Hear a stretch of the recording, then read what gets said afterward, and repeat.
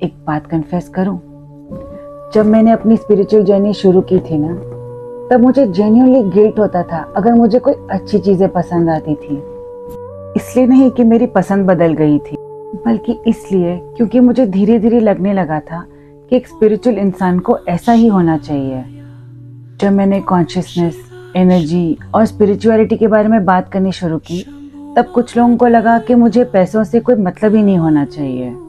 अच्छे कपड़े नहीं, ज्वेलरी नहीं, अच्छे घर का सपना भी नहीं, यहाँ तक कि पैसे की भी इच्छा नहीं होनी चाहिए। और सच कहूँ, कुछ टाइम के लिए मैंने भी ये बात मान ली थी। जब कभी मुझे कोई अच्छी चीज़ चाहिए भी होती, मेरे अंदर से एक आवाज़ आती कि शायद मैं इतनी स्पिरिचुअल हूँ ही नहीं।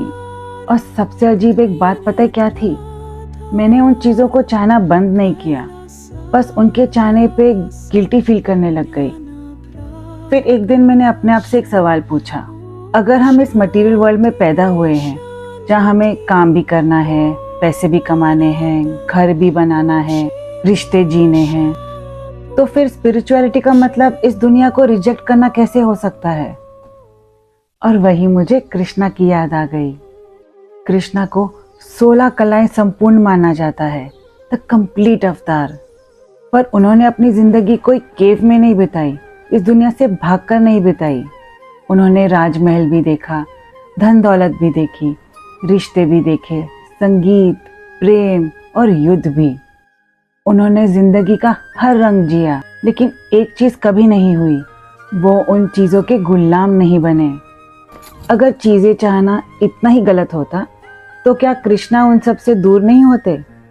लेकिन उन्होंने ऐसा कुछ नहीं किया, क्योंकि हम यहाँ लाइफ से भागने नहीं आए हैं, यहाँ उसे पूरी तरह जीने आए हैं। तब मुझे समझ आया कि शायद डिटैचमेंट को मैंने ही गलत समझ लिया है। डिटैचमेंट का मतलब ये नहीं कि तुम कुछ चाहो ही मत, या अपने सपनों को छोड़ दो, या प्रिटेंड करो कि मुझे अच्छी चीज़ें तो पसंद ही नहीं। कभी कभी वो स्पिरिचुअलिटी नहीं होती है, वो सिर्फ अवॉइडेंस होता है स्पिरिचुअलिटी के नाम पे। असली डिटैचमेंट ये है, दिल से मेहनत करो, दिल से सपने देखो, दिल से चाहो, लेकिन अगर रिजल्ट्स तुम्हारे हिसाब से ना आए तो तुम्हारे अंदर की शांति ना हिले। मैं आज भी एक फैंसी कार लेना चाहती हूँ, एक बड़े बिजनेस का सपना देखती हूँ, और उन दोनों के लिए मेहनत भी कर रही हूँ, लेकिन मेरी खुशी उन दोनों के आने में अटकी हुई नहीं है। मिल गया तो बहुत अच्छी बात, और अगर थोड़ा टाइम लगा तो आज भी मैं खुश हूँ। बस यही अटैचमेंट और डिटैचमेंट का फर्क है। अटैचमेंट कहता है जब वो चीज़ मुझे मिल जाएगी तब मैं खुश रहूँगी।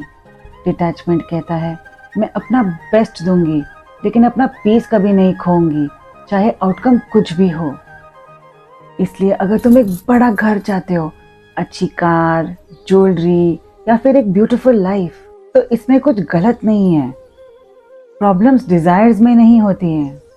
प्रॉब्लम्स तब शुरू होती है जब हम सोचने लगते हैं कि इसके बिना मैं कंप्लीट नहीं हूँ।